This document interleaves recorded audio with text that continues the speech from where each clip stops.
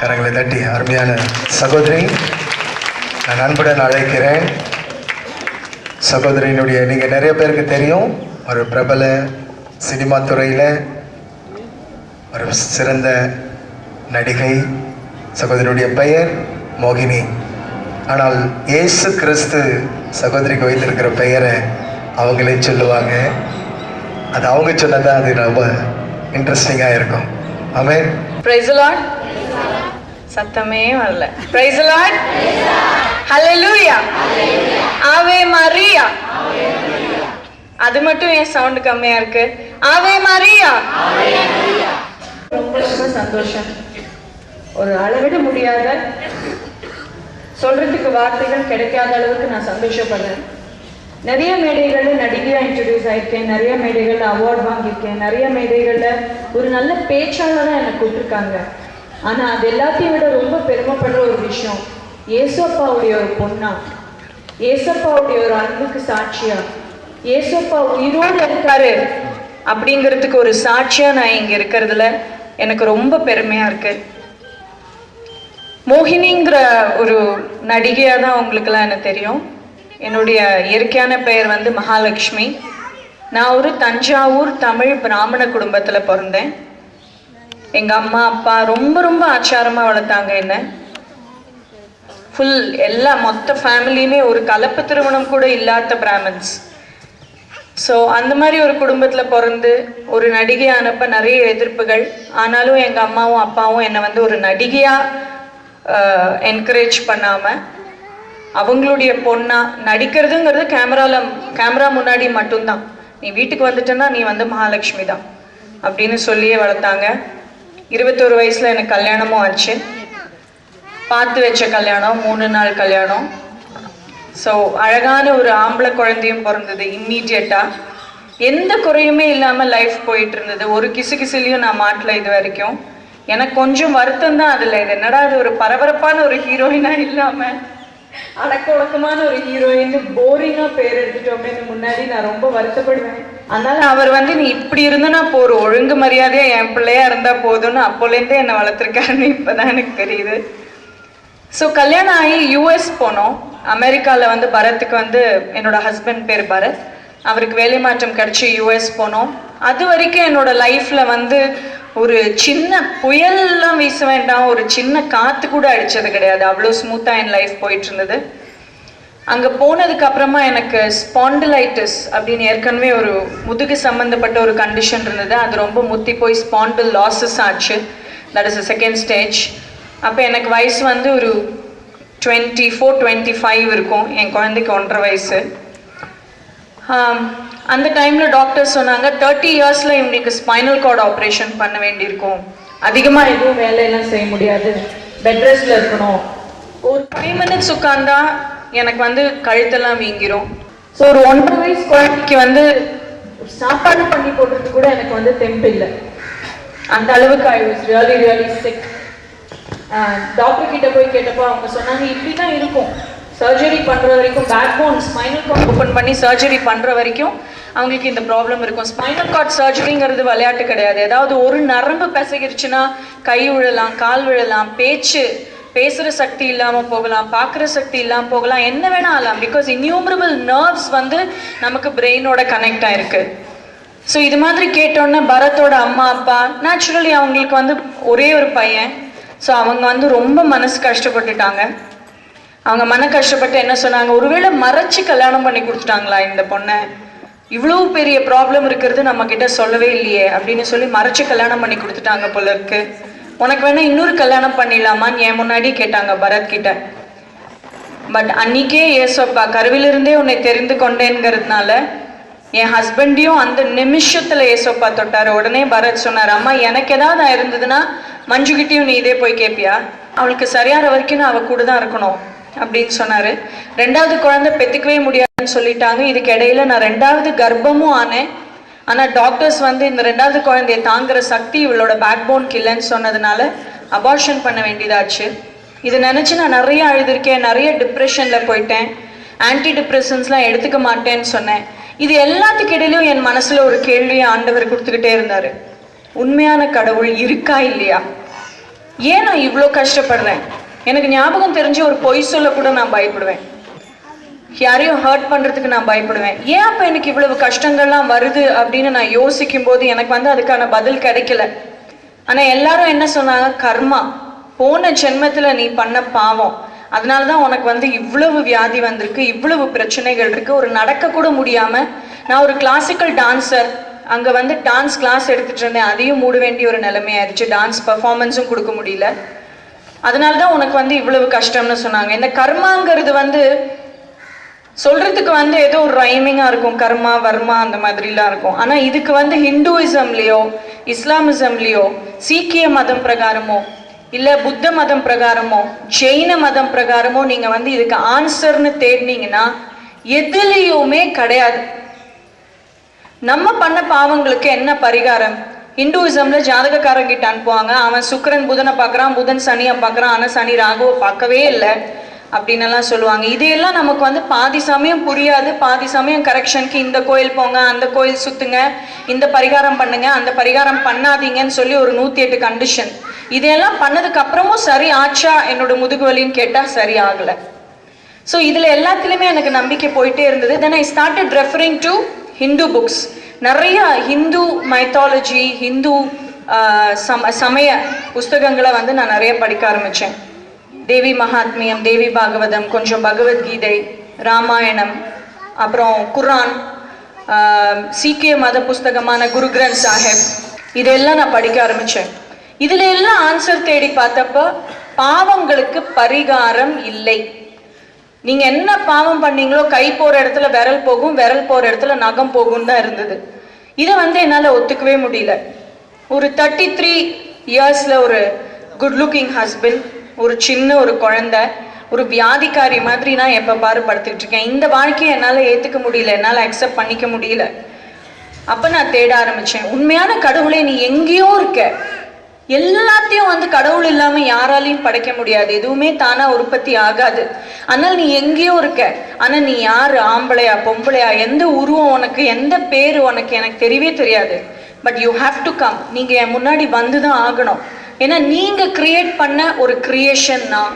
அதனால எனக்கு அந்த உரிமை இருக்கு உங்களை கூப்பிடுறதுக்குன்னு சொல்லி 3 வருஷம் இந்த புக்ஸ் எல்லாம் படிச்சு இதுலயும் திருப்தி வராம வெறும் மெடிடேஷன் பண்ணிட்டே இருப்பேன். Real God you somewhere, please come, please come, please கம்னு. அப்போ அந்த டைம்ல பரத்துக்கு மாற்றலாகி இந்தியா வந்துட்டோம். இந்தியாவில் எங்கள் வீட்டில் இந்திரான்னு சொல்லி ஒரு பொண்ணு வேலை பண்ணிட்டு இருந்தது. அந்த பொண்ணு வந்து கிறிஸ்டியன். அந்த பொண்ணு எப்பவுமே ஒரு பைபிள் வச்சிருக்கோம் கரெக்டாக தலகாணிக்கு பக்கத்தில், ஆனால் அதுக்கு படிக்க தெரியாது. அப்போ I am a voracious reader. எனக்கு எப்போ பாரு கையில் புக்ஸ் இருந்துகிட்டே இருக்கணும். ஏதாவது ஒரு நாவலோ இல்லை ஆன்மீக புஸ்தகங்களோ சயின்டிஃபிக் புக்ஸோ ஏதாச்சும் ஒன்று இருந்துகிட்டே இருக்கணும். அன்னைக்கு என்கிட்ட புக் இல்லை. மத்தியானம் தூங்கவும் முடியல. அனிருத்தும் பரத்தும் பயங்கரமாக கொட்டம் அடிச்சிட்டு இருந்தாங்க. ஸோ நான் இந்திரா கிட்ட போய் கேட்டேன், இந்திரா நான் கேட்டிருக்கேன் பைபிள்ங்கிறது நிறைய கதைகளுடைய தொகுப்புன்னு கேட்டிருக்கேன். அப்போ நான் போய் சொன்னேன், இந்திரா அந்த புக்கு கொடுக்குறியா, நான் படிச்சுட்டு தரேன். எந்த புக்குக்கா?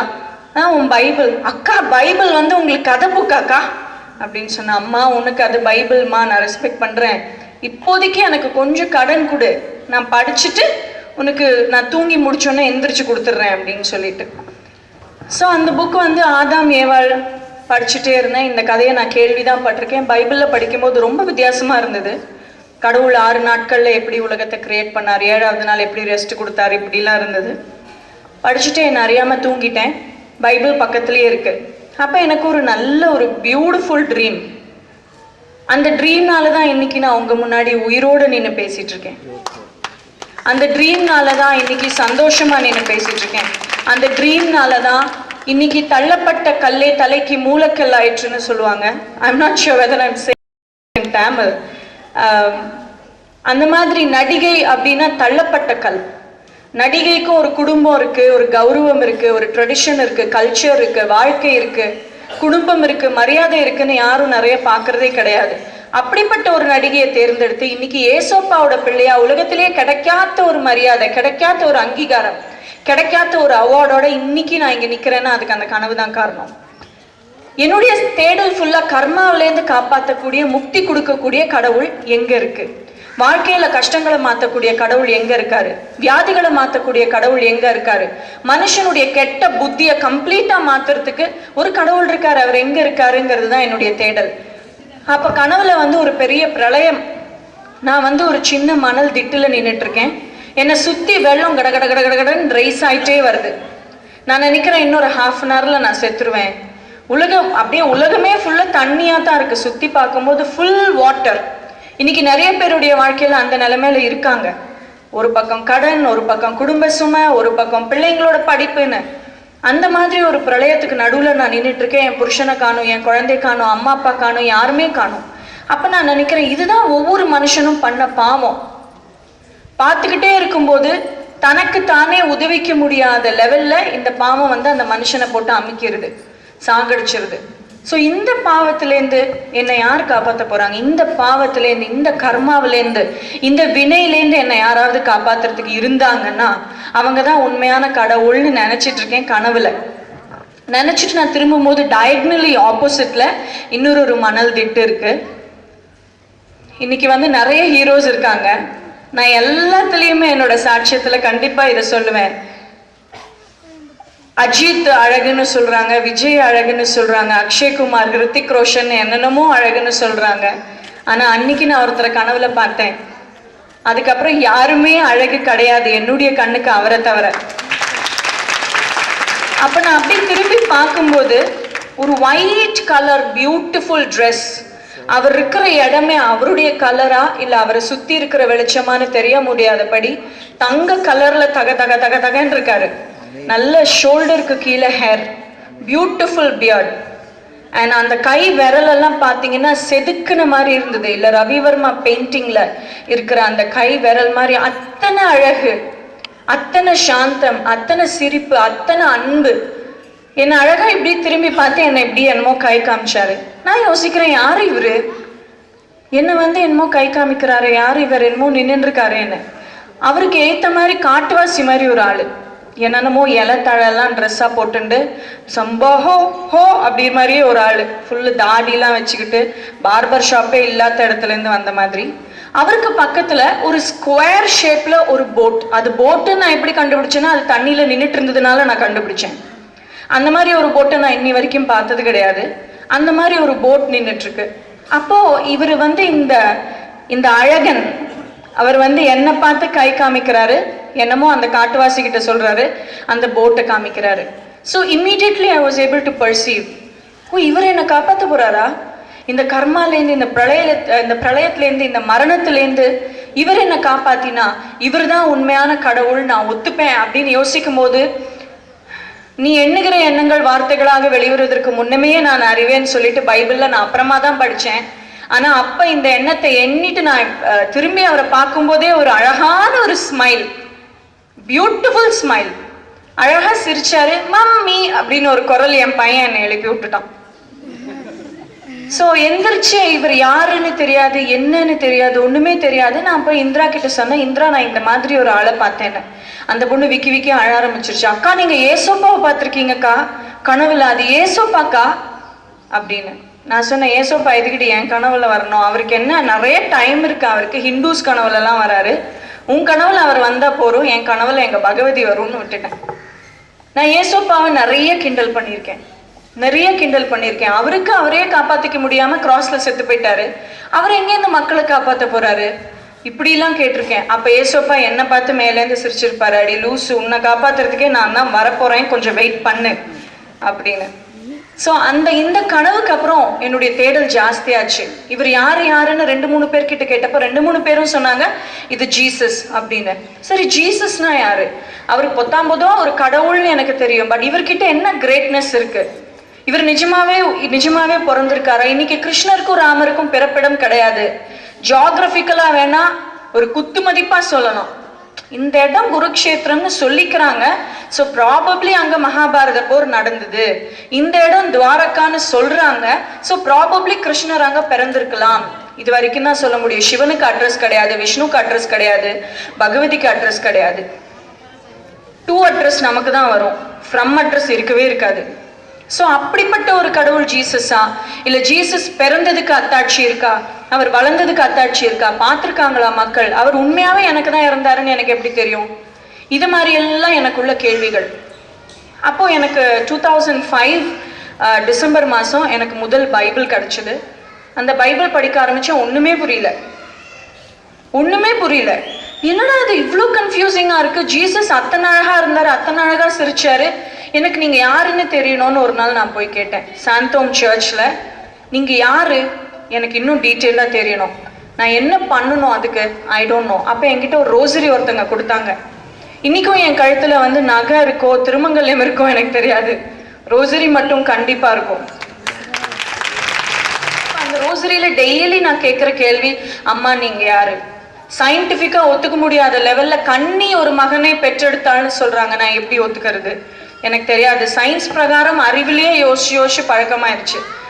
கண்கள் இல்ல, மனசே மூடி வச்சுட்டோம் நம்ம இன்னைக்கு நிறைய பேரு. ஸோ மனசால யோசிச்சாதான் இயேசு அறிய முடியும் தவிர அறிவால யோசிச்சா அறிய முடியாத மகா பெரிய கடவுள் அவரு. ஸோ அப்ப அந்த மாதிரி ஒரு கொஸ்டின்ஸ் எல்லாம் நான் மதர் மேரிட்டு தான் கேட்பேன். நீங்க யாரு? உங்க பையன் யாரு? உங்க பையன் நிஜமாவே கடவுளா? நீங்க கடவுளோட அம்மாவா? அவர் எங்க இருக்காரு? அவர் ஏன் அப்படி சிலுவையில பாவமா பரிதாபமா செத்து போனாரு? இன்னைக்கும் உயிரோடு இருக்கிறாருன்னு சொல்றாங்களே, எப்படி? இந்த மாதிரி எல்லாம். என் ஹஸ்பண்ட் வந்து அவரோட ஃப்ரெண்டு மார்க் அலெக்சாண்டர்னு ஒரு ஆளு, அவர்கிட்ட போய் சொன்னாங்க, இந்த மாதிரி என் ஒய்ஃப் ஜீசஸ்னு சுத்திட்டு இருக்கு, அதுக்கு ஜீசஸ் பத்தி நிறைய தெரிஞ்சுக்கணுமாப்பா, என்ன பண்ணலாம்? அப்போ உடனே மார்க் சொன்னா, நான் சர்ச்சுக்கு கூட்டிட்டு போறேன். சர்ச்னா I was very happy. Wow, I'm going to church. Sunday அன்னைக்கு ஒரு நாள் கர்க் அந்த எக்மோர்ல இருக்கிற ஒரு சர்ச், சிஎஸ்ஐ சபை. எனக்கு ஃபர்ஸ்ட் பைபிள் கொடுத்தது ஒரு ப்ராட்டஸ்டன்ட். நான் முதல் சபைக்கு போனது ஒரு சிஎஸ்ஐ. அந்த சிஎஸ்ஐ சபையில போய் உட்கார்றேன். நம்ம ஃபாதர்ஸ் மாதிரியே வந்து ட்ரெஸ் எல்லாம் போட்டுட்டு வராங்க. வந்து சர்மன் கொடுக்க ஆரம்பிக்கும் போது எந்தெந்த கேள்வி நான் மதர் மேரிய கேட்கிறேனோ அந்த கேள்விகளுக்கு எல்லாம் அங்க எனக்கு சர்மன்ல பதில் கிடைச்சிருச்சு. ஹல்லேலூயா. இன்னைக்கு சர்மனை எவ்வளவு பேர் கொடுத்துட்டு இருந்தாரு, எதை நீங்க இழக்க போறீங்கன்னு. அது எத்தனை பேர் ஒழுங்கா கேட்டாங்கன்னு எனக்கு தெரியல. பிகாஸ் நிறைய பேர் சேரை மாத்திட்டு இருந்தாங்க, பசங்க ஒரு பக்கம் ஓடிட்டு இருந்தது. I was feeling very sad. Because ஏசோப்பா வந்து மிஸ்ட் கால் கொடுக்குற மாதிரி ஆயிப்போச்சு உங்களுக்குலாம். ஸோ அந்த சர்மன்ல என்கிட்ட ஆண்டவர் பேசினார். என்ன? இந்த பூமியிலே பாவங்களை மன்னிக்கக்கூடிய அதிகாரம் மனுஷபுத்திரனுக்கு மாத்திரம் கொடுக்கப்பட்டுள்ளது. ஹல்லேலூயா. இன்னைக்கு நம்ம பண்ண பாவங்களுக்காக தான் கஷ்டப்படுறோம், நம்ம பண்ண பாவங்களுக்காக தான் தனிமையா இருக்கோம். நம்ம பண்ண பாவங்கள்ல இருந்து வெளியில வர்றதுக்கு இவ்வளவு சூப்பர்வா ஹேண்ட்ஸமான ஒரு காட் இருந்து கூட கையை பிடிச்சிக்காம, நான் வரல, உன்கிட்ட வரமாட்டேன், ஆனா நீ என் பாவத்துல இருந்து காப்பாத்துன்னு சொல்லிட்டு இருக்கோம். அந்த சர்மன்ல முதல் வாட்டி அந்த ஆன்சர் கிடைச்சது. அப்புறம் பைபிள்ல போய் ரெஃபர் பண்ணி பார்த்தேன், அது இருந்தது. Then I started asking my second question.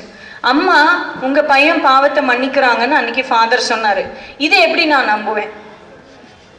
அப்ப அடுத்த சர்மன்ல என்ன? You will be washed as white as snow. தமிழ்ல என்ன சொல்லுவாங்கன்னு தெரியாது. நீ வந்து பாவம் பண்ணி ரத்த கலர்ல இருந்தா கூட நான் உன்னை சுத்தப்படுத்தி பனி மாதிரி வெண்மையா நான் மாத்துவேன் அப்படின்னு அப்பா சொன்னாரு சர்மன் மூலமா. அப்போ அங்க இருந்த மார்க் அலெக்சாண்டர் கிட்டயும் அவங்க ஒய்ஃப் கிட்டயும் மீனிங் கேட்டேன். அப்படின்னா என்ன? நீ எவ்வளோ பாவம் பண்ணாலும் ஆண்டவர் உன்னை சுத்தம் படுத்துவாரு, அதுதான் இதோட மீனிங். அப்போ நம்ம சுத்தமானோம்னா நமக்கு இருக்கிற வியாதி, நமக்கு இருக்கிற அகந்தை, நமக்கு இருக்கிற ஆணவம், நமக்கு இருக்கிற எல்லா பிரச்சனைகளும் கண்டிப்பா அதுல சுத்தப்படுத்தப்படும். ஆமென். ஹல்லேலூயா. அப்ப இத கேட்டோன்னா எனக்கு ரொம்ப சந்தோஷம். ரெண்டாவது ஆன்சரும் கிடைச்சிருச்சு. மூணாவது ஆன்சர், இவர்தான் உண்மையான கடவுள்னு எனக்கு எப்படி தெரியுமா? நீங்க உங்க பையன் நீங்க சொல்லக்கூடாது. நீங்க வந்து எனக்காக நீங்க உண்மையதான் பேசணும்னு சொல்லி பெருசா கண்டிஷன்லாம் போட்டேன் மதர் மேரிட்ட. மூணாவது சனிக்கிழமை முடிச்சு மூணாவது ஞாயிற்றுக்கிழமை அந்த சர்ச்ல போய் உட்கார்றேன். அங்க ஆண்டவர் பேசினாரு. என்ன பேசினாரு? என்னை காட்டிலும் மென்மேலும் அதிசயங்களையும் அற்புதங்களையும் உன்னை நான் செய்ய வைப்பேன் அப்படின்னு சொன்னார். இன்னைக்கு நம்ம எல்லாரும் உட்கார்ந்துருக்கோம், நமக்கு குழந்தைங்க இருக்காங்க, பக்கத்து வீடு எத்து வீடு இருக்காங்க. என் பிள்ளைகிட்ட தான் நான் போய் சொல்வேன், அனிருத் நீ என்னை விட பெரிய ஆளா வரணும், நான் வந்து ஒரு கலெக்டர் வாசல்ல நிக்கிற ஒரு ஆளா இருந்தா நான் என்ன சொல்வேன், நீ என் கலெக்டரா வரணும்னுவேன். ஒரு ஸ்மால் லாயரா இருந்தா நீ ஜட்ஜா வரணும்னு சொல்வேன். வாட்ச்மேனா இருந்தா நீ போலீஸ்காரனா வரணும்னு சொல்வேன். எய்த்த வீட்டு பசங்க கிட்டயோ பக்கத்து வீட்டு பசங்க கிட்டயோ சொல்லக்கூடிய ஒரு மனசு நமக்கு இல்லை. ஏசோப்பாக்கும் இருக்கு, நான் இல்லைன்னு சொல்ல மாட்டேன். ஆனா நம்ம எல்லாருமே உண்மையான பிள்ளைகளா இருக்கிறதுனாலதான் என்னை காட்டிலும் மென்மேலும் அதிசயங்களையும் அற்புதங்களையும் உன்னை கொண்டு நான் செய்ய வைப்பேன் அப்படின்னு சொல்லியிருக்காரு. இந்த ஒரு வார்த்தை எந்த கிருஷ்ணரும் சொல்லல, எந்த ராமரும் சொல்லல, எந்த முகமது நபியும் சொல்லல, எந்த சீக்கிய மத குருமாரும் சொல்லல. ஹல்லேலூயா, ஹல்லேலூயா. அப்ப நான் நினைச்சேன், அப்பா நீங்க என்னுடைய அப்பாவா இருக்காங்க, நீங்க நான் வந்து பக்கத்து வீட்லயும் எடுத்து வீட்லயும் போய் எவனையும் அப்பா அப்பான்னு கூப்பிட்டுருக்கேன். இப்பதான் என்னோட ஃப்ரம் அட்ரஸ் எதுன்னு எனக்கு தெரிஞ்சது. அடுத்தது, இன்னைக்கு ஜீசஸ் கிரைஸ்டுக்கு மட்டும்தான் பயாலஜிக்கலி, ஜியாகிரபிக்கலி, ஹிஸ்டாரிக்கலி அட்ரஸ் இருக்கு. ஹிஸ்டரி பிரகாரம் பார்த்தாலும் ஜீசஸ் வாழ்ந்ததுக்கான சாத்தியக்கூறுகள் இல்லை. ஜீசஸ் வாழ்ந்ததுக்கான ப்ரூஃப் நிறைய இருக்கு. பயாலஜிக்கலி பார்த்தாலும் ப்ரூஃப் இருக்கு, அப்புறம் ஜியாகிரபிக்கலி பார்த்தாலும் ப்ரூஃப் இருக்கு. ஸோ இன்னைக்கு டூ அட்ரஸ் ஃப்ரம் அட்ரஸ் இருக்கிற ஒரே கடவுள் நம்மளோட. ஹல்லேலூயா, ஹல்லேலூயா. நிறைய கடவுள் பாத்தீங்கன்னா அவர் மேல இருப்பாரு, மத்தவங்க எல்லாம் கீழே இருப்பாங்க, அவருக்கு பொண்டாட்டி பிள்ளைங்க பிளா பிளா பிளா பிளா பிளா பிளான்னு இருப்பாங்க. ஆனா நம்ம ஏசோப்பாக்கு மட்டும்தான் நம்ம தான் எல்லாமே அவருக்கு, நம்ம தான் குழந்தைங்க, நம்ம தான் சயின்ஸ், நமக்குள்ள அவர் இருக்காரு, அவருக்குள்ள நாம இருக்கோம், நமக்குள்ள திருத்துவ கடவுள் இருக்காங்க, திருத்துவ கடவுளுக்குள்ள நாம இருக்கோம். இந்த மாதிரி சிம்பிளா எந்த மதத்திலையுமே எந்த கடவுளுமே வந்தது கிடையாது, புரிய வச்சது கிடையாது, அற்புதங்கள் இவ்வளவு ஈஸியா நடக்கிறது கிடையாது, அதிசயங்கள் இவ்வளவு ஈஸியா நடக்கிறது கிடையாது. ஹல்லேலூயா. இப்ப ஞானஸ்நானம் எடுக்கணும்னு நான் ஒரு முடிவுக்கு வந்துட்டேன். அதுக்கப்புறம் சர்ச்சஸ் பத்தி தெரிஞ்சுக்க ஆரம்பிச்சேன். அவ்வளவு குழப்பம். ஏசோப்பாவே சில டைம் குழம்புனாலும் குழம்புவாருன்னு நினைக்கிறேன். ப்ராட்டஸ்டன்ஸ்ல இவ்வளவு பிரிவு, அப்புறம் Roman Catholic church, the beautiful Roman Catholic, the great Roman Catholic, the only true Roman Catholic, the great mother church, Roman Catholic church. இதுவும் எனக்கு வந்து மனுஷங்க யாருமே சொல்லல. அந்த டைம்ல நான் யார்கிட்டயும் போய் கேட்க மாட்டேன். எதுக்கு எடுத்தாலும் ட்ரெயின்னு போய் ஏசோப்பா முன்னாடி நின்றுக்கிட்டு தான் எல்லாத்தையும் கேட்பேன். அவரே கூட கொஞ்சம் சிலுவையிலேருந்து ஒரு கையை எடுத்துட்டு தலையில கூட அடிச்சிட்டு இருக்கலாம், இந்த பொண்ணு என்ன பண்றது இந்த பொண்ணு வச்சுக்கிட்டுன்னு. அப்ப அவர் முன்னாடி போய் நின்னேன். அப்பா சிஎஸ்ஐங்கிறாங்க, இஎஸ்ஐங்கிறாங்க, ஒன்றும் புரியலப்பா. ப்ராட்டஸ்டன்ஸ்லயே வந்து இதுதான் ஆவிக்குரிய சபைங்கிறாங்க, அது ஆவி இல்லாத சபைங்கிறாங்க, எனக்கு ஒன்றும் புரியலப்பா. மதர் மேரியை கும்பிடக்கூடாதுங்கிறாங்க, மதர் மேரியை ஏன் கும்பிடுறீங்கன்றாங்க, மதர் மேரிக்கு மரியாதை கொடுக்கணுன்றாங்க. அப்பா எனக்கு சத்தியமா ஒன்றும் புரியல. What do I two?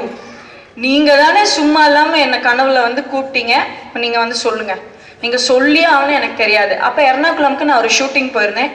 அங்க போட்டா அப்படிங்கிற ரெட்ரீட் சென்டர் பத்தி கேள்விப்பட்டேன், அங்க போனேன். இன்னைக்கு நான் நிறைய ஜனங்களை சந்திக்கிறேன். ப்ராட்டஸ்டன்ட் சபைகள்ல கூட என்னை வந்து சாட்சி கொடுக்க கூப்பிடுறாங்க. அவங்க கிட்ட ஒரே கண்டிஷன், உண்மையை மட்டும்தான் பேசுவேன் அப்படின்னு சொல்லிட்டு தான் நான் போய் பேசுறேன். போட்டா, டிவைன் மர்சி சென்டர், இந்த மாதிரி நிறைய ரெட்ரீட் சென்டர்ஸ் இருக்கு. நிறைய அப்படியே கூச்சி வச்சிருக்காரு அப்பா, சொத்தா ட்ரெஷரா வச்சிருக்காரு. ஆனா அங்கெல்லாம் யாரும் மறந்து போய் கூட போறது கிடையாது. இப்ப வீட்டுக்குள்ளேயே உட்கார்ந்துக்கிட்டு ஆர்சி திருச்சபையில இல்லாத ஒரு பொக்கிஷம் வேற திருச்சபைகள்ல இருக்குன்னு மட்டத்தனமா நம்பி அந்த சபையில போய் உடனே ஞானஸ்நானம் எடுத்து, சிஸ்டர் ஆர்சி சபையில என்ன ஏசோப்பா தொடவே இல்லை சிஸ்டர், இங்க வந்து நான் ஞானஸ்நானம் வாங்கினேன் சிஸ்டர், தொடுன்னு அப்படி தொடறாங்க சிஸ்டர். ரொம்ப தவறு, ரொம்ப வருத்தத்துக்குரிய ஒரு விஷயம். அப்ப பேதுருவும் தோமையாரும் லூக்கும் மேத்யூவும் பாக்கி 12 அப்போஸ்தலர்களும் தொடப்படாமையே போயிருப்பாங்க. ஏன்னா அவங்க எல்லாம் ஆர்சி சபையை ஆரம்பித்த பெருமக்கள். ஹல்லேலூயா. அப்ப போட்டா போனேன். போட்டா போய் அங்க உட்கார்ந்து அவங்க பேசுறதெல்லாம் கேட்க ஆரம்பிச்சப்ப முதல் நாள் மாஸ் நடந்தது, கம்யூனியன் கொடுத்தாங்க. இன்னைக்கு கம்யூனியனை நிறைய பேர் வாங்குறது நான் பாக்குறேன், வருத்தத்தோட வேதனையோட. முன்னாடி கட்டிருக்கிறவங்க சாரி எப்படி இருக்கு, பிளவுஸ் எப்படி இருக்கு, என்ன நகை போட்டிருக்காங்க. அப்புறம் ஃபேஷன்ங்கிற பேர்ல முடியெல்லாம் இப்படி கரெக்டா வாய் முன்னாடி இருக்கும். அந்த ஃபாதர் கஷ்டப்படுவாரு பாருங்க அந்த அப்பத்தை வாயில வைக்கிறதுக்கு. ஏசப்பா, அது இயேசுவினுடைய திரு உடல் திரு ரத்தம். அதை நம்ம முட்டி போட்டு வாங்கணும். ஆனா போப்பாண்டவர் ரொம்ப ரொம்ப கருணையோட, முட்டி போட முடியாத நிறைய ஜனங்க இருக்கலாம், எல்லாரும் முட்டி போட்டு ஃபாதர்ஸ் கொடுக்க முடியாதுன்னு கொஞ்சம் மாற்றத்தை உண்டு பண்ணியிருக்காங்க. நம்ம நடந்து போய் வாங்குறோம். சில பேர் விட்டா இப்படி குதிச்சு குதிச்சு கூட போய் வாங்கிடுவாங்க கம்யூனியன். ஒரு ஹீல்ஸ் போட்டுக்கிட்டு மாடல் வாக், கேட் வாக், எல்லா வாக்கும் அந்த கம்யூனியன் போகும்போது தான் காமிக்கிறாங்க. I feel very bad. அவங்க எல்லாருமே கிறிஸ்துவ மதத்திலேயே பிறந்து வளர்ந்த ஒரு அதிர்ஷ்டசாலியான குழந்தைங்க எல்லாருமே. என்ன மாதிரி பஞ்சத்துல பரதேசி மாதிரி அடிப்பட்டு வெயில்ல நின்று காஞ்சு கருவாடா போய் அப்புறம் இங்க இப்ப நான் தெம்பா பேசிக்கிட்டு இருக்கேன்.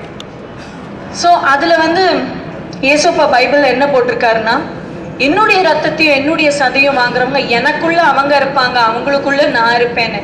இவ்வளவு சிம்பிளா, இவ்வளவு அன்போட, இவ்வளவு தியாகத்தோட தான் பெத்த குழந்தைக்கு அம்மா மட்டும் உயிரை கொடுப்பான்னு தான் நான் கேள்விப்பட்டிருக்கேன். ஆனா கொடுத்த தாயையும் தந்தையும் முதல் முறை நான் பார்த்தது இயேசு கிறிஸ்துவில் தான். ஹல்லேலூயா. அப்படிப்பட்ட ஒரு கம்யூனியன்ங்கிறது நம்மளுடைய ஆன்மாவுக்கு மருந்து, ஆவிக்கு மருந்து, உடலுக்கு மருந்து. இதெல்லாம் அவங்க சொல்லும் போது எனக்கு ஒரு பெரிய ஒரு ஆசை. ஐயோ, அப்ப எனக்கு இவங்க எல்லாரும் உங்களை வாங்கிக்கிட்டாங்களேப்பா, அப்ப நானு எனக்கும் வேணும். நேரம் ஒரு சிஸ்டர் கிட்ட போனேன். சிஸ்டர், நான் ஒரு வாட்டி ப்ரே பண்ணிட்டு இருக்கும்போது சிஸ்டர் விஷன்ல ஒரு லைட் எனக்குள்ள பாஸ் ஆச்சு சிஸ்டர். அப்ப எனக்கு தெரிஞ்ச கிறிஸ்டின்ட்ட போய் கேட்டப்போ, உனக்கு ஆல்ரெடி ஞானஸ்நானம் கிடைச்சிருச்சு சொன்னாங்க சிஸ்டர். அப்ப நான் இதை வாங்கிக்கலாம்ல அப்படின்னு சொன்னேன். அவங்க சொன்னாங்க, இல்லம்மா, ரூல்ஸ் அண்ட் ரெகுலேஷன்ஸ்னு இருக்கு. ஆண்டவரே ரூல்ஸ் அண்ட் ரெகுலேஷன்ஸ்க்கு கட்டுப்பட்டு தான் வாழ்ந்தார் இந்த பூமியில. அதனால நீ பேப்டிசம் எடுத்துட்டு தான் ஆகணும். ஓகேன்னு சொல்லி நேர ஃபாதர் அகஸ்டின் வல்லூரான் நேர போனேன். அவரை அப்பதான் பாவம் பிரேக்ஃபாஸ்ட் சாப்பிட்டுட்டு இருந்தாரு. அவர் முன்னாடி போய் நின்றேன். Father, good morning. Good morning. Had your breakfast? Yeah father, I had my breakfast. Father, I need to tell you something. உங்ககிட்ட ஒரு விஷயம் சொல்லணும்னு சொன்னேன். என்னன்னு கேட்டாரு. ஃபாதர், எனக்கு ஞானஸ்நானம் கொடுங்கன்னு அவர் எல்லாத்தையும் அப்படியே போட்டாரு. சாப்பிட்டுட்டு இருந்ததெல்லாம் போட்டு இப்படி பார்த்தாரு. ஏம்மா, ஏற்கனவே நிறைய பிரச்சனை நடந்துட்டு இருக்கு போட்டால, இதுல உனக்கு வேற ஞானஸ்நானம் கொடுத்து அது பேப்பர்ல வேற வந்துருச்சுன்னா என்னம்மா ஆகும்? ஃபாதர், பேப்பர்லலாம் வராது ஃபாதர். நான் இதை அட்வர்டைஸ் பண்ணிக்கிறதுக்காக நான் வாங்கிக்கல. இந்த பைபிள், அதாவது சத்தியங்கள், நமக்கு நிறைய ப்ராமிசஸ், புக் ஆஃப் ப்ராமிசஸ்னு சொல்லுவாங்க பைபிள. இது என்னுடைய ஏசப்பா எனக்கு கொடுத்துருக்கிற வில். இந்த வில்ல நான் யூஸ் பண்ணிக்கணும்னா எனக்கு ஒரு பர்த் சர்டிபிகேட் வேணும். அந்த பர்த் சர்டிபிகேட் இல்லாம நான் போட்டா விட்டு போக மாட்டேன் ஃபாதர்னு சொல்லிட்டேன். அவர், என்னடா இது, யார் ஃபேஸ்ல நம்ம முழிச்சோம்? அழகான மரியன்னை ஃபேஸ்ல தானே நம்ம முழிச்சோம், இது எங்கேருந்து வந்தது? காலங்கத்தால இவ்வளோ டென்ஷன் பண்ணுதேன்னாங்க. எனக்கு கண்ணிலலாம் தண்ணி வந்துருச்சு. நான் சொன்னேன், கம்யூனியன் வாங்காம நான் போக மாட்டேன் போட்டா விட்டு. நீங்க எவ்வளோ நாள் இங்க இருக்க சொல்றீங்களோ அவ்வளோ நாள் நான் இருக்கேன், but I am not going ஃபாதர்னு சொல்லி போயிட்டு ரூம்ல போய் முட்டி போட்டு மரியனை உழுக்குன்னு உழுக்கிட்டேன். அம்மா, எப்படி சொல்லுவாங்க அவங்க எனக்கு பேப்டிசம் கொடுக்க மாட்டாங்கன்னு? ஏன் எனக்கு இம்மிடியட்டா பேப்டிசம் கொடுக்கல? ஏன் லேட் பண்றாங்க? ஏம்மா யோசிக்கிறாங்க? நீங்க தானம்மா எனக்கு கூப்பிட்டீங்க, உங்க பையன் தானம்மா எனக்கு கூப்பிட்டாரு, நீங்க தானம்மா என்கிட்ட பேசுனீங்க. இப்ப எனக்கு பேப்டிசம் தேவை. எனக்கு ஏசோப்பாவை நான் வாங்கணும், ஏசோப்பாவோட லீகலான ஒரு பொண்ணா நான் ஆகணும். எனக்கு பர்த் சர்டிபிகேட் வேணும். என் வீட்டுக்குள்ள நான் நுழையும் போது ஏசோப்பாவோட பொண்ணா தான் நான் நுழைவேன், அவ்வளவுதான் அப்படின்னு சொல்லிட்டேன். அன்னைக்கு ஃபுல்லா அழுதுட்டு ஜெபம் பண்ணிட்டே இருந்தேன். அடுத்த நாள் காலையில கீழே போல நான் மேலேயே உட்காந்து ஜெபம் பண்ணிட்டு இருந்தேன். என்னை தேடி எல்லாரும் சுத்திட்டு இருக்காங்க, எங்க இந்த பொண்ணு? ஏன்னா ஃப்ரண்ட் ரோல தான் எப்பயுமே நான் உட்காருவேன். கொஞ்சம் அதிக பிரசங்கி, எப்பவுமே ஃப்ரண்ட் ரோல தான் உட்காருவேன் நான். ஸோ இதை தேடி சுத்திட்டு இருக்காங்க. அப்புறம் என்னை ஒரு வழியா கண்டுபிடிச்சு கீழே கூட்டிட்டு போய், ஏமா நீ வரலன்னு சொன்னாங்க. நான் பயந்துட்டேன். ஐயோ, சிஸ்டர் செலஸ்டின் கிட்டே திட்டு தான் வாங்க போறோன்னு சொல்லி, சிஸ்டர் என்ன சிஸ்டர் இது, அவங்க என்ன சிஸ்டர் இப்படி பேசுறாங்க, எனக்கு ஒண்ணுமே புரியல சிஸ்டர், அப்படி இப்படின்னு சொன்னேன். இரு கொஞ்சம் இரு, உனக்கு பேப்டிசம் கொடுக்கறதுக்கு எல்லாமே அங்க ரெடியா இருக்கு, நீ எங்க போனேன்னு கேட்டாங்க. ஹல்லேலூயா, ஹல்லேலூயா. அப்ப அவங்க சொன்னாங்க, சாதாரணமா இந்த மாதிரி யாருக்கும் பேப்டிசம் நாங்க கொடுக்க மாட்டோம், 1 வீக் கிளாஸ் எடுக்கணும். நான் சொன்னேன், சிஸ்டர் எவ்வளவு கஷ்டமான விஷயமா இருந்தாலும் நான் கத்துக்கிறேன் சிஸ்டர், ஆனா எனக்கு பேப்டிசம் வேணும். இல்ல மட்டும் சொல்லிடாதீங்க. அம்மா, அந்த ஃபாதர் ஊருக்கு போகணுமா, அதுக்குள்ள உனக்கு ஒரு காட் மதரையும் காட் ஃபாதரையும் பிடிக்க அரும்பாடுபட்டு கண்டுபிடிச்சு வச்சிருக்கோம், கொஞ்சம் தயவு செஞ்சு வா அப்படின்னு சொன்னாங்க. எல்லாத்தையும் போட்டு ஓட்டுனேன், கட்ட கட்ட கட்ட கட்டன்னு ஓட்டுனேன். அதுக்கு முந்தின நாள் ஈவினிங் தான் எனக்கு தெரியும் பேப்டிசம்ல நார்மலாக பேர் மாற்றுவாங்கன்னு சொல்லிட்டு. பிரதர் சொன்ன மாதிரி என்ன பேர் வைக்கணும் தெரியாது. எனக்கு தெரிஞ்ச ரெண்டு பேர் கிறிஸ்டியானிட்டியில் ஜீசஸ், மதர் மேரி. ஜீசஸ்ன்னு நான் பேர் வச்சுக்க முடியாது, ஏசப்பா ரொம்ப கஷ்டப்பட்டுருவாரு. மதர் மேரி அப்படிங்கிறது ரொம்ப காமனாக தோணுச்சு. வேற ஏதாவது பேர் எனக்கு ஒன்றுமே தெரியாது கிறிஸ்டியானிட்டியில் பேர். அப்போ நற்கருணை நாதர் முன்னாடி முட்டி போட்டு, இப்போ நற்கருணை நாதர் பற்றி சொன்னாங்க ஃபாதர்.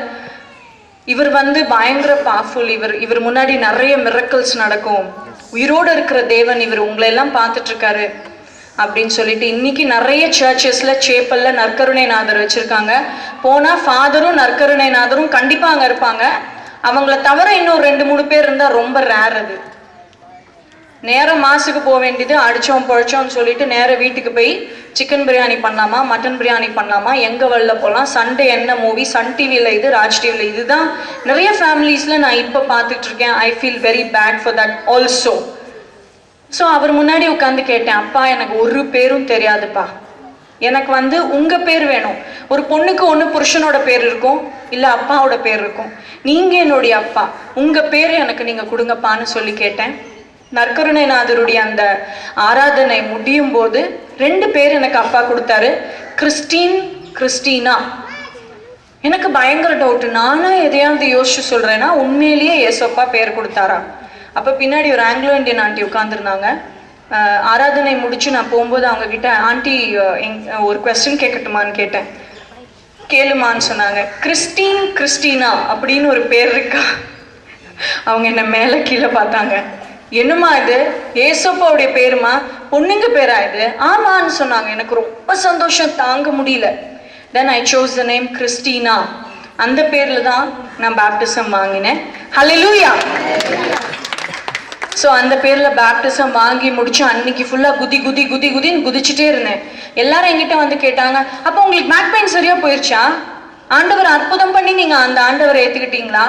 உண்மையிலேயே எனக்கு அந்த அன்னைக்கு இந்த கேள்விக்கு மனசுல வந்த ஒரு பதில், சொந்த பொண்ணு பக்கத்து வீட்டுக்காரனையும் எய்த்து வீட்டுக்காரனையும் போய் அப்பா அப்பா அப்பான்னு கூப்பிட்டதை என்னுடைய அப்பா 29 வருஷமா பார்த்துட்டு பொறுமையா இருந்தாரு. இந்த வழியை என்னுடைய அப்பா தீக்கிறதுக்கு நானும் கன்ஃபார்ம்டா பொறுமையா இருப்பேன். எனக்கு இப்போ ஒன்றும் அவசரமே இல்லை, எல்லாத்தையும் அப்பா பார்த்துப்பாருன்னு சொல்லிட்டு நான் ஊர்லேருந்து வந்துட்டேன். இதுக்கு அடுத்த வருஷம் என்னுடைய ஃபேமிலியில் நிறைய பிரச்சனை ஜாஸ்தி ஆகிட்டே இருக்கு. என்னுடைய ஹஸ்பண்டோட ஒரு கசின் என் ஹஸ்பண்டை கல்யாணம் பண்ணிக்கணும்னு சொல்லிட்டு பில்லி, சூன்யம், மந்திரம், பிளாப்லான்னு என்னமோ பண்ணிட்டு இருக்கு. இதுலலாம் எனக்கு நம்பிக்கையே கிடையாது முதல்ல. அதுக்கப்புறம் இதெல்லாம் ஓரளவுக்கு உண்மைதான்னு சொல்லி தெரிஞ்சுக்க ஆரம்பித்தேன். இதெல்லாம் நடந்துகிட்டு இருக்கு. ஒரு பக்கம் பேக் பெயின் ஜாஸ்தியாக போச்சு. 15 டேஸ் வந்து ப்ளீடிங் நிற்காம போயிட்டு இருக்கு. ஆர்த்ரைட்டிஸ் வந்துருக்கு, 2 வாட்டி சிக்கன் குனியா வந்துருக்கு, டைஃபாய்ட் சைன்ஸ் இருக்கு. இதுக்கு மேலே என் உடம்புல வர்றதுக்கு எதுவுமே இடமே பாக்கியே கிடையாது. அப்பா எனக்கு இனிமே முடியாது, நீங்க தான் சரி பண்ண முடியும், இதை நீங்க சரி பண்ணி தான் ஆகணும் ஆண்டவரே. நான் என்ன தப்பு பண்ணேன் சொல்லுங்கப்பா, நான் திருத்திக்கிறதுக்கு ரெடியா இருக்கேன் ஆண்டவரே, ப்ளீஸ் எனக்கு இந்த வழி எடுத்து போடுங்கன்னு சொல்லி கேட்டப்ப ஆண்டவர் என்கிட்ட போய் அன்னிலேருந்து இன்னி வரைக்கும் ஒரு சாப்டராவது பைபிள்ல படிக்காம எனக்கு தூக்கமே வராது.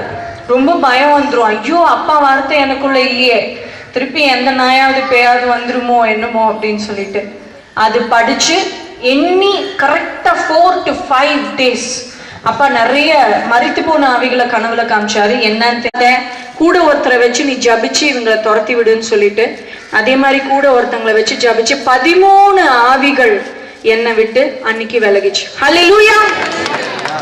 எந்த மந்திரவாதிகிட்டையும் போல எந்த தாயத்தும் கிடையாது, எந்த யந்திரமும் தந்திரமும் கிடையாது, யாருமே கிடையாது. ஆளுநாள் அழகுராஜா ஏசோப்பா மட்டும்தான் என் கூட இருந்தாரு. வந்திருக்கிற சிக்கன் குனியா எங்க போச்சுன்னு தெரியல, டைஃபாய்டு எங்க போச்சுன்னு தெரியல, ப்ளீடிங் எங்க போச்சுன்னு தெரியல, முட்டி வலி என்ன எங்க போச்சுன்னே எனக்கு தெரியாது. ஹல்லேலூயா. அது முடிச்சு போட்டா போனேன், ஆர்த்ரைட்டிஸோட போனேன். அப்பா எனக்கு 13 ஆவிகிட்ட இருந்து விடுதலை கொடுத்துட்டீங்கப்பா, இது ஒரு பெரும் ஆவியா இருக்கு, இதுகிட்ட இருந்து எனக்கு விடுதலை கொடுங்கப்பா. ஆர்த்ரைட்டிஸ் ஏன்பா 31 வயசுல ஆர்த்ரைட்டிஸ்னா எல்லாரும் என்னப்பா நினைப்பாங்க அப்படின்னு சொல்லி மாசுல வந்து அழுதுட்டு இருக்கேன். கை கால்லாம் வீங்கி போயிருக்கு. வெஸ்டர்ன் டாய்லெட்ல கூட என்னால உட்கார முடியாது, காஃபி மக்க கூட கையில பிடிக்க முடியாது. அந்த மாதிரி இருக்கும்போது மாஸ்ல ஃபாதர் மைக்கேல் சொல்லிட்டு இருக்காரு, 300 பேர் 400 பேர் இருக்கிற அந்த காங்கிரிகேஷன்ல இங்க ஒரு பொண்ணு ஆர்த்ரைட்டிஸ் வலி தாங்காம அழுதுட்டு இருக்கு, இப்ப ஆண்டவர் அந்த பொண்ணை தொட்டு சுகம் கொடுக்கிறார் அப்படின்னு சொன்னாங்க. ஹல்லேலூயா. அது முடிச்சு 2 years ஆக போகுது. அன்னைக்கு ஈவினிங் மாஸில் இங்கே 2 பேர் ஸ்பாண்டில் லாசஸ் வந்து அழுதுட்டு இருக்காங்க. அவங்க 2 பேரையும் ஆண்டவர் தொட்டு குணப்படுத்துறாருன்னு சொன்னாங்க. அதில் ஒன்று நான். ஹல்லேலூயா. அன்னிலேருந்து இன்னி வரைக்கும் முதுகில் ஒரு வலியும் கிடையாது, கழுத்தில் ஒரு வலியும் கிடையாது. எல்லாருக்கும் ரொம்ப ஆச்சரியம். என் கணவருக்கு மட்டும் கொஞ்சம் பயம், கொஞ்சம் வருத்தம். நான் மார்ஷல் ஆர்ட்ஸ் கற்றுக்கிட்டதுனால. ஏன்னா நான் கிக்ஸ் பஞ்சஸ் எல்லாம் அவர் மேலே தான் ப்ராக்டிஸ் பண்ணிட்டு இருந்தேன். So he was little feeling bad. So அந்த மாதிரி என்னை கடவுள் வந்து ஃபுல்லாக தொட்டு குணப்படுத்தினாரு. ஒரு 4 மாசத்துக்கு முன்னாடி வரைக்கும் அப்பா கிட்ட கேட்டுட்டு இருந்தேன். நான் பிரதரை கூட மீட் பண்ணி சொன்னேன், பிரதர் எனக்கு கேர்ள் பேபி வேணும் பிரதர், இந்த ஏசப்பா கொடுக்கவே மாட்டேங்கிறாரு பிரதர், எனக்காக நீங்க ப்ரே பண்ணுங்க. நான் சொன்னாரு ப்ரே பண்றேன்னு. அதுக்கு 15-20 days முன்னாடி தான் நான் வந்து டாக்டர் கிட்ட ஸ்கேனுக்கு போயிருந்தேன். வயிறு வலி ரொம்ப இருந்ததுன்னு. அவங்க சொன்னாங்க, உங்களுக்கு PCO அப்படின்னு ஒரு கண்டிஷன் இருக்கு, பாலிசிஸ்டிக் ஓவரிஸ். இந்த கண்டிஷன் இருந்ததுன்னா குழந்தைங்க பிறக்கிறது கஷ்டம். ஓவர் வெயிட் போட்டிருக்கீங்க, நீங்க ரொம்ப ஒல்லியா இருந்திருப்பீங்க போல, இப்போ பயங்கர குண்டா இருக்கீங்க. அதனால நீங்க வெயிட்டை குறைக்கணும், 3 months ஹார்மோன் டேப்லெட்ஸ் எடுத்துக்கணும், ட்ரீட்மெண்ட் எடுத்துக்கணும், அப்புறம் தான் குழந்தை பிறக்கும்னு. அதுக்கு இடையில என்னுடைய கணவருக்கு வேலை மாற்றம் வந்ததுனால நான் நேராக அப்பா கிட்ட போனேன். அப்பா, கர்ப்பப்பையை திறக்கிறது உங்க வேலை, குழந்தைய கொடுக்கறது உங்க வேலை, நான் எதுக்கு டாக்டர் பின்னாடி சுத்தணும்? நான்லாம் சுத்த மாட்டேன்ப்பா, போர் அடிக்குதுப்பா எனக்கு. நீங்க குழந்தைய கொடுக்கறதா இருந்தா கொடுங்க, கொடுக்கலையா அதுவும் எனக்கு நல்லது ஆண்டவரே, அதை நான் விசுவசிக்கிறேன்னு சொல்லி நான் வெளியில வந்துட்டேன். வெளியில வந்து 1.5 months எக்ஸாக்டா முடிச்சு பார்த்தா எனக்கே தெரியாம நான் பிரெக்னென்ட் ஆயிருக்கேன். ஹல்லேலூயா, ஹல்லேலூயா. ஸ்கேன் பண்ண போனா டாக்டர்ஸே ஆச்சரியப்படுறாங்க, எப்படி நீங்க பிரெக்னென்ட் ஆனீங்க, ட்ரீட்மெண்ட்டே எடுத்துக்கலையா? ட்ரீட்மெண்ட்லாம் எடுத்துக்கலங்க. எப்படிங்க? ஐயோ, இப்படியே தான் நான் சொன்னேன். ஐயோ, ஒருத்தர் இருக்காருங்க, ஏசப்பா ஏசப்பான்னு பேருங்க, அவர்கிட்ட சும்மா ஒரு ப்ரேயர் பண்ணா கூட டக்கு டக்குன்னு நடந்துருதுங்க. என்னங்க பண்றது? நான் சும்மா போய் சொன்னேன், முடிஞ்சா ஒரு குழந்தைய கொடுங்கப்பான்னு சொன்னேன், கொடுத்துட்டாரு. நான் என்ன பண்ண முடியும்? அடுத்தது ஒரு ப்ராப்ளம் வந்தது, பெரிய ஃபைப்ராய்ட். குழந்தையும் ஒரு பக்கம் வளருது, கட்டியும் ஒரு பக்கம் வளருது. கிட்டத்தட்ட யூட்ரஸ் சைஸ்ல எனக்கு இருக்கு இப்போ வயிற்றுக்குள்ள கட்டி. நீங்க ரொம்ப உட்காரக்கூடாது, நடக்கக்கூடாது, நிற்கக்கூடாது, படுத்துக்கிட்டே இருக்கணும், அப்படியே இப்படியெல்லாம் சொன்னாங்க. நான் எல்லாம் ஓகே ஓகேன்னு கேட்டு அடுத்த 10th day கும்மிடி பூண்டி போயிட்டேன் ஏசோப்பா பத்தி பேசுறதுக்கு. அப்புறம் மாடிப்படி ஏறக்கூடாதுன்னு சொன்னாங்க. நான் எல்லா சர்ச் மாடிப்படியும் ஏறி இறங்கிட்டு தான் இருக்கேன். ஆண்டவர் எனக்கு ஒரு விஷயத்தை கொடுக்க முடியுமானால் அதை தொடர்றதுக்கு உண்டான தைரியமோ அதிகாரமோ கூட யாருக்குமே கிடைக்காதுன்னு நான் விசுவசிக்கிறேன். ஹல்லேலூயா. இதுக்கு இடையில என்னுடைய கணவர் பின்னாடி சுத்திட்டு இருந்த அவருடைய அருமையான அன்பான கசின், இப்ப அவங்களையும் ஆண்டவர் பியூட்டிஃபுல்லா விளக்கிட்டாரு. என்னுடைய கணவருக்கு சாப்பாட்டுல எல்லாம் உள்ளுக்குள்ள மருந்தெல்லாம் மிக்ஸ் பண்ணி கொடுத்தாங்க, அவர் என்ன மறக்கணும்னு. நான் ஒண்ணுமே பண்ணல. அப்பயும் ஏசப்பா முன்னாடி தான் போய் நின்னேன். எந்த ஃபாதர் கிட்டயோ சிஸ்டர் கிட்டயோ போய் அப்படியே அழுது அவங்களையும் அழ வச்சு அதெல்லாம் நான் பண்ணல. ஏசப்பா கிட்ட மட்டும் போய் சொன்னேன், ப்ரேயர் ஆயில் வாங்கினேன், நானும் கையை வச்சு ப்ரே பண்ணேன். அப்பா, நான் விசுவசிக்கிறேன், இது உம்முடைய திருரத்தம், நான் விசுவசிக்கிறேன் ஆண்டவரே அப்படின்னு சொல்லி என்னோட குக்கிங் ஆயில் எல்லாத்துலேயும் ஒரு ட்ராப் போட்டேன். ஸோ பரத் டெய்லி மார்னிங்லேருந்து ஈவினிங் என்னென்ன சாப்பிட்றாரோ என்னென்ன குடிக்கிறாரோ அத்தனையும் நான் ஏசப்பாக்கு ஒப்பு கொடுக்க ஆரம்பித்தேன். அப்பா, எல்லாத்தையும் நான் ஒப்பு கொடுக்குறேன் ஆண்டவரே. பரத் என்னென்ன குடிக்கிறாரோ என்னென்ன சாப்பிட்றாரோ நான் ஒப்பு கொடுக்குறேன். எல்லாத்தையும் நீங்கள் தொடுங்கப்பா. எல்லாமே உங்கள் திரு ரத்தமாகவும் திரு சதையாகவும் மாறட்டும் ஆண்டவரே. எந்த மருந்து என் கணவருடைய வயிற்றுக்குள்ளே போனாலும் அது வெளியில் வரட்டும் இயேசுவின் நாமத்தினால அப்படின்னு முட்டி போட்டு ஜெபம் பண்ணேன். எக்ஸாக்ட்லி 4th day 3 நாள் முடிச்சு 4ஆவது நாள் பரத் வயிற்று பிடிச்சிக்கிட்டே வெளில வந்தார். என்னாச்சு பரத்னே கேட்டேன். அம்மா, பயங்கர ஸ்டமக் அப்செட் மானாரு. அன்னியோட எல்லாம் போச்சு. ஹல்லேலூயா. என்கிட்ட 10 days 15 days பேசாம இருந்த என்னுடைய கணவர், என்னுடைய மாமனார் என்கிட்ட இந்த கழுத்தெல்லாம் வாங்கிட்டாரு. இந்த வீட்டை விட்டு நீ 2 yearsல வெளியில போயிடணும், உன் குழந்தைய கூட்டு வெளில போயிடணும், கல்யாணம் எல்லாம் ஃபிக்ஸ் பண்ணிட்டாரு. அந்த பொண்ணோட எல்லாமே ஸ்டாப் ஆகி இப்போ என்னுடைய கணவர் அமெரிக்கால இருக்காரு. ஒரு நாளைக்கு 3 வாட்டி 4 வாட்டி ஃபோன் பண்ணிட்டு இருக்காரு.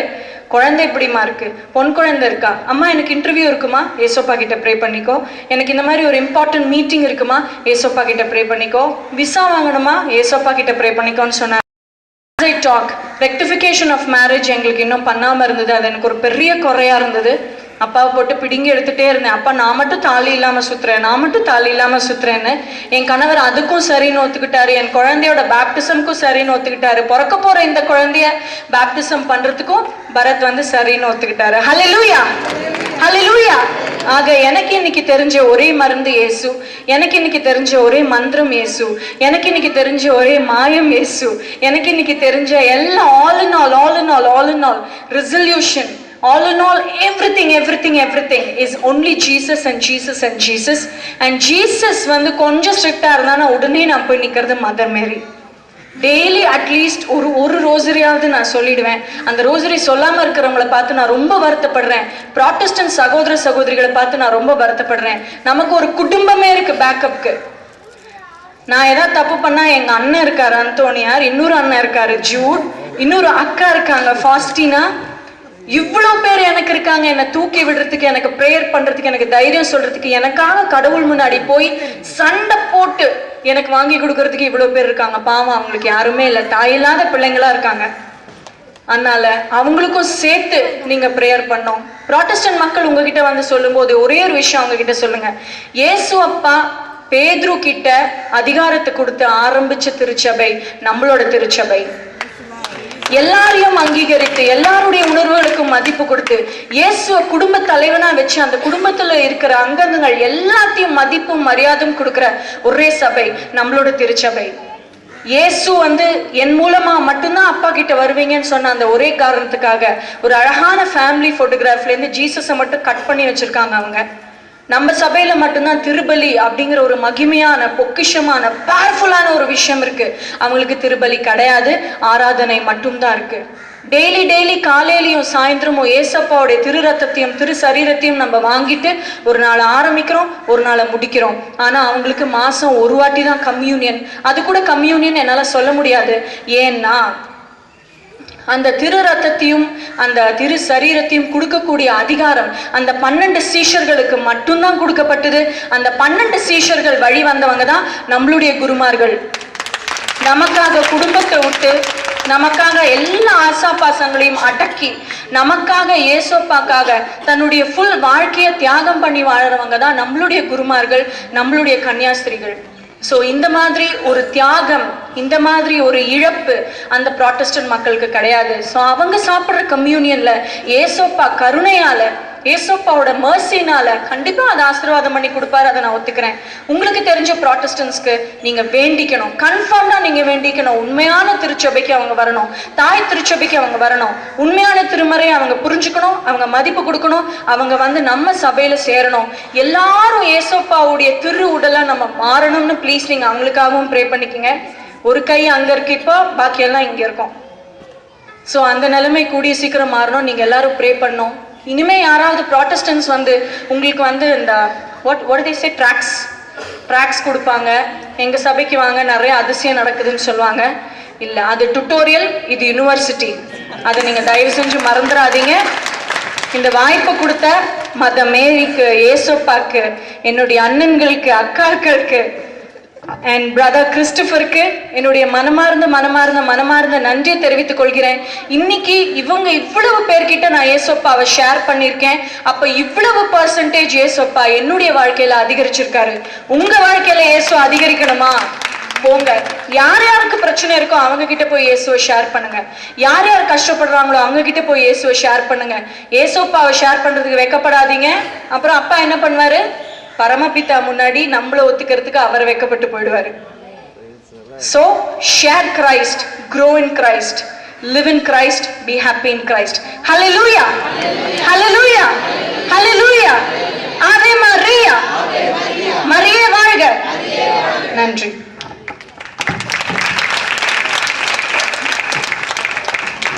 Thank you sister. Sister Christina, நான் நன்றி செலுத்துகிறேன். ஒரு நல்ல ஒரு சாட்சியை ஆண்டவர் நம் மத்தியிலே இந்த நாளில் நிறுத்தினதற்காக ஆண்டவருக்கு நன்றி செலுத்துகிறேன்.